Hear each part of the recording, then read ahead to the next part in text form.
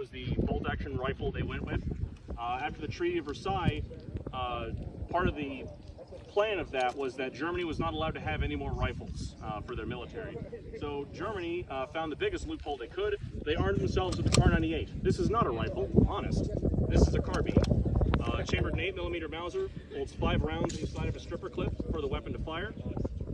The Germans were able to push all the way into Russia, all the way down into, south into Africa. This was the primary weapon of the infantry for the German military. Gentlemen, whenever you're ready, go ahead and open fire. Take your hand up. Plug your eyes. 5, right.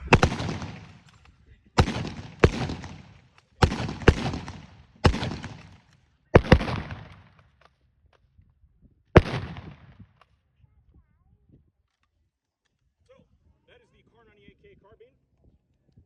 Up next, which one are you firing? I'll do the PPS. Okay. The PPS 43? Yeah, okay. The PPS 43 was actually a Soviet weapon.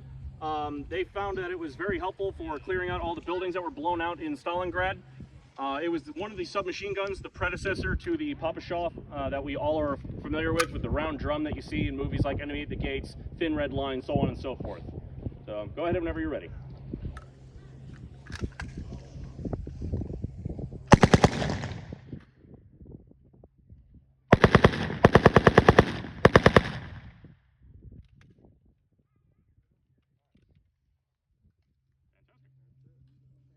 Up next is a Swiss submachine gun.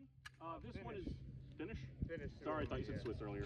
A Finnish submachine gun. This one is very similar to the Papashaw, the one that I just mentioned, where we're all familiar with. You see the officers and NCOs carrying an Enemy at the Gates. Has a 71 round drum magazine.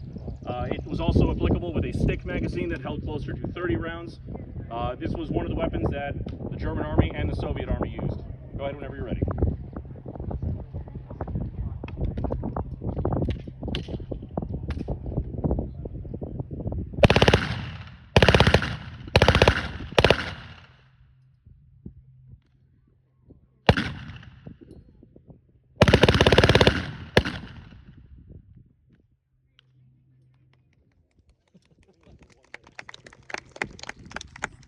So that was a small amount of what the Germans had. The German military also had several pistols, whereas the American military had a standard with the 1911 chambered in 45 ACP. That was the weapon we had standard across the board. If you were an officer in the Army, you had the 1911. If you were an officer in the Airborne, or excuse me, in the Air Corps, you had a 1911. The German military had the P-38, they had the Luger, they had the Mauser, they had Farik National making weapons for them, so officers kind of had a little bit more variety when it came to handguns. So up next, oh wait, do you guys shoot the pistol? Do you want to shoot the pistol? Cool. I was looking for you, forgot to look over that way. This is the P-38. Go ahead and fire whenever you're ready. And please face that way when you're loading it. Don't Alec Baldwin me, please.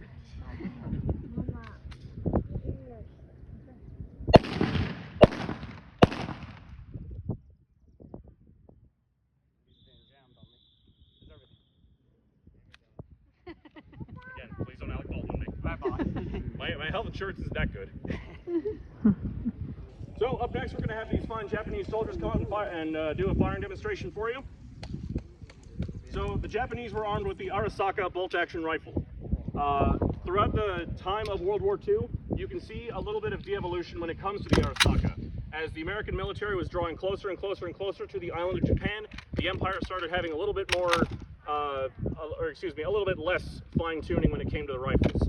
You started seeing less grooves inside the rifle. Instead, you saw it more flat up towards the grip. They lost the blade sights that were on the weapon for that were for airplane firing. But the Japanese were very big fans of this weapon and the bayonet that it used. Go ahead whenever you're all ready.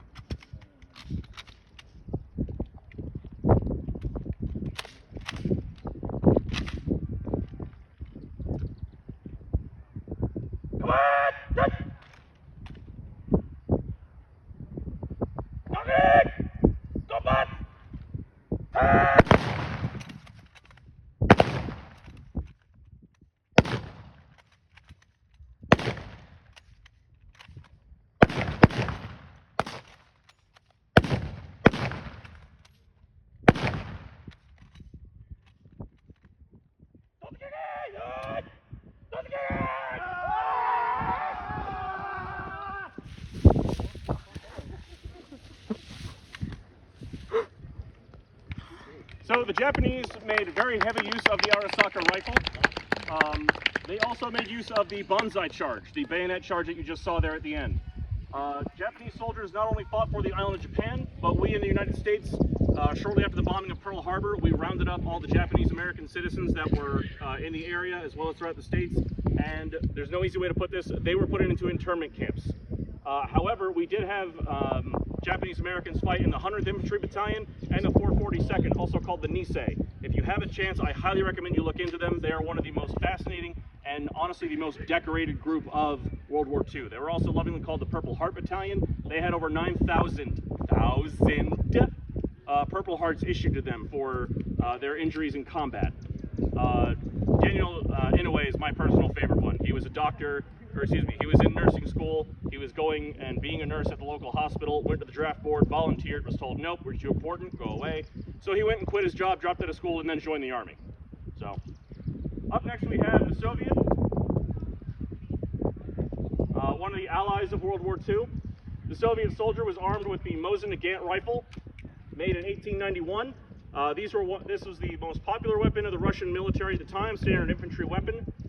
Chambered 7.62x54, also has a bayonet on the end. The main difference is this is not a blade bayonet. This bayonet is more of a concave point. You want me to hold the starting? All right, go ahead and fire when you're ready.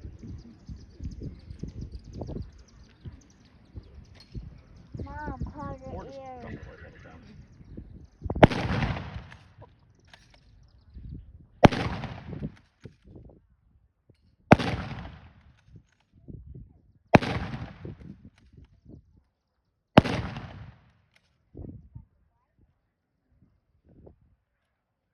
Firing next, he's going to be using the M44 carbine. By the time 1944 runs around, it has been a brutal war of attrition between Germany and the Soviet Union. The Soviet Union decided to start making carbines to hand out. These were mostly given to the partisan troops, the conscripts, soldiers that were getting into the army. And if you've seen Enemy at the Gates, those are the ones they ferry across the boat, and the whole "you get a rifle, you get 5 bullets, off you go" kind of fighting. So fire when ready.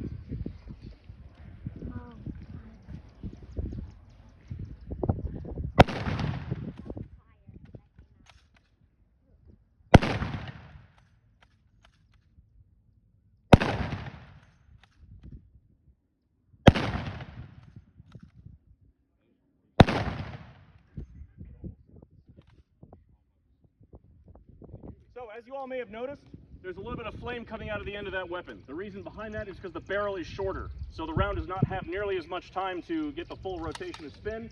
That had a less effective range than the Mosin Nagant. The Mosin Nagant was used by the Soviet Army all the way up until they replaced it with... No, I guess they're still in use, aren't they? Okay, well, that was a good talk. Hey, can I borrow that 45? Gonna put you in the knees. Up next, we're going to be firing the Lee Enfield. This is a Mark IV. This is one of the weapons used by our other ally, England. They saw service from World War I all the way into World War II and beyond. The main reason that the Brits had such a good operation with this one, as you've noticed, these are all bolt-action rifles with 5-round magazines. This has a 10-round capacity. This would be loaded with two stripper clips out of a soldier's pouch, put in there, and they'd knock the stripper clip off to the side. This is also chambered in .303, whereas the Americans are using 30-06, the Soviets are using 7.62x54, Germans are using 8mm Mauser, and the Japanese are using 6.5? 6.5 and 7.7. 7.7. Two things that also can't manufacture a World War win.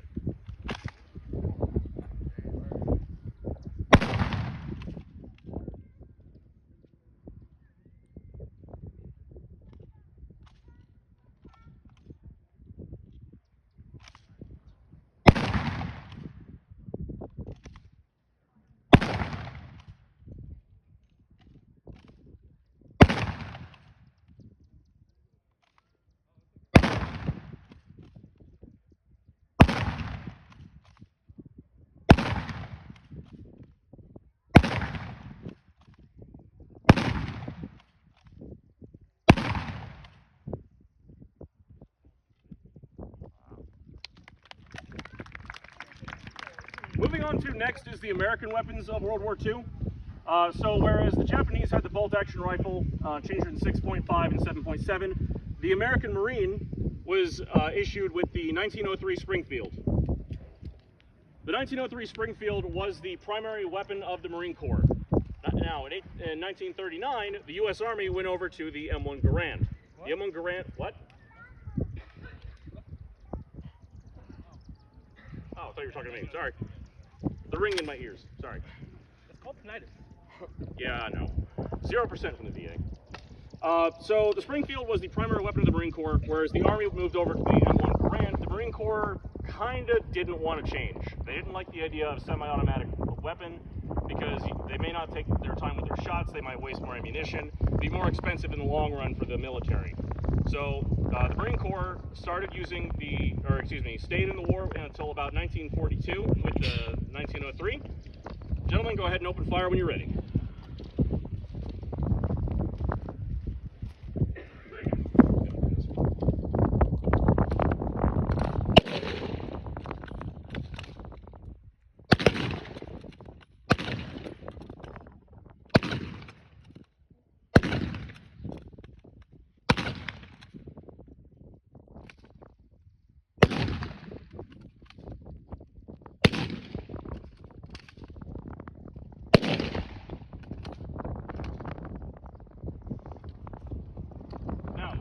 These weapons when the Japanese did a banzai charge at the Battle of Alligator Creek.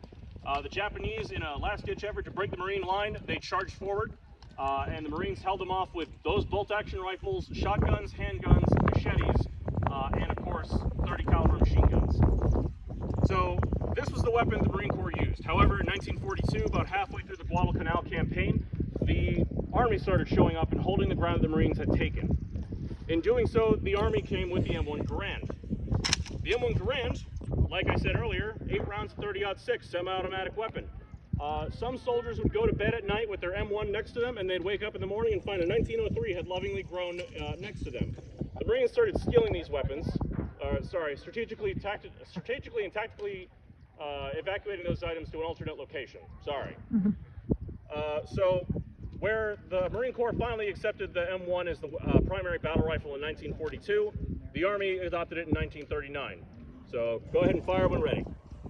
Listen to the last round for the ping.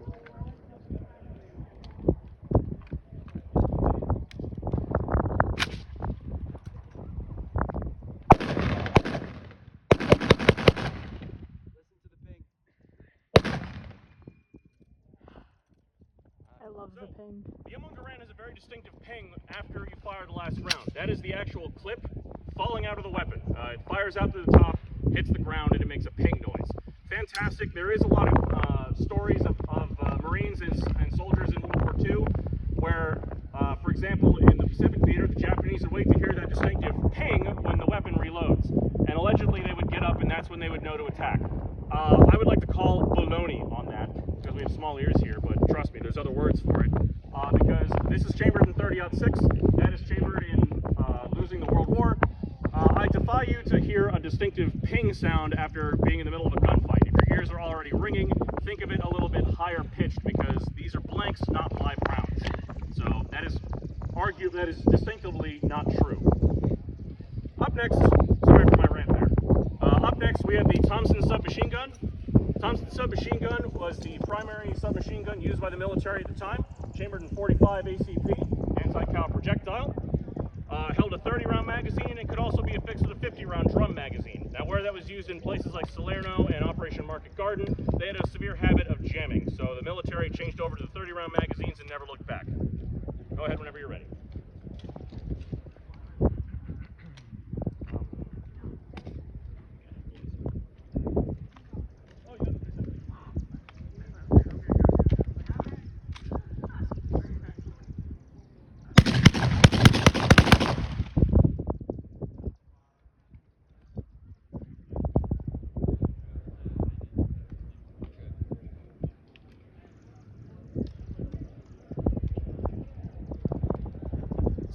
Some of the original weapons do not like using legs.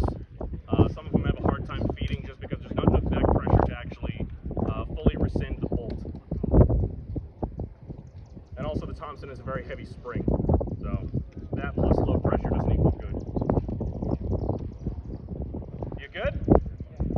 Okay. Do you want to try the 1911?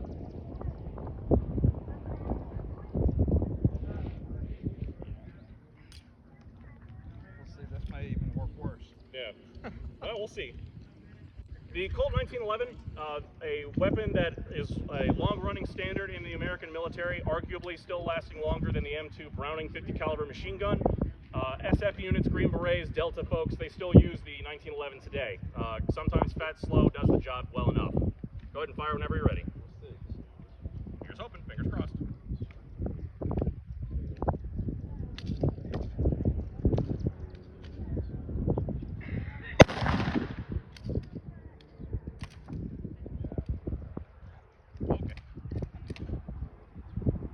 And that is a bonus for everybody. We have the P-17. I did not know this was in the lineup, otherwise I would have done it after the Springfield. The P-17 originally came to the United States because, like with every war, we were not prepared for World War I. So we bought a bunch of these off of the British, who made them in 30 caliber, whereas the British normal rifle was 303. We love the 30-06. So we ended up buying this from the British government. This weapon is mostly used by National Guard units and reservists, guys that were in the rear with the gear. They didn't need the bolt action, or excuse me, they didn't need the M1 Garand or the M1 carbine. Go ahead and fire whenever you're ready.